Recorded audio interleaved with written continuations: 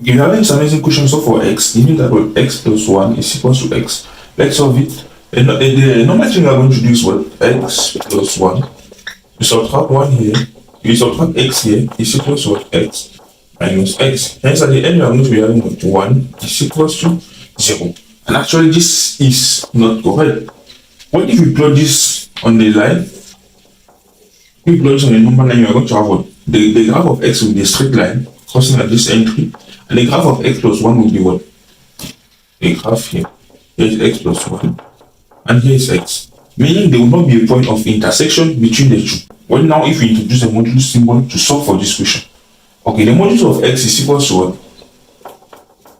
You dive onto what? X, if x is what?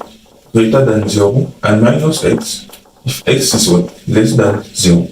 And for x plus 1, the modulus will be what? Will be equal to what?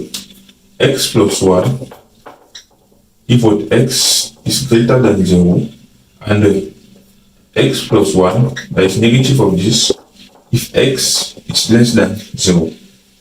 Okay, and hence if you plot this on the graph, if you draw the inequality table of this, is what? For modulus of x, or modulus of x plus 1, in case if x is greater than 0, we are going to be having what here? X, and here we are going to have x plus 1.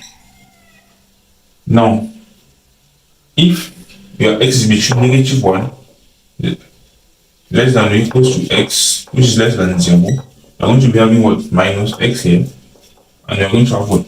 X plus 1 here. On the other side, if x is less than negative 1, we are going to be having what here? Minus x, and on this other side of x plus 1. That's what we are going to be having. And we are going to solve for x in this different variety of question. Okay, for the first one,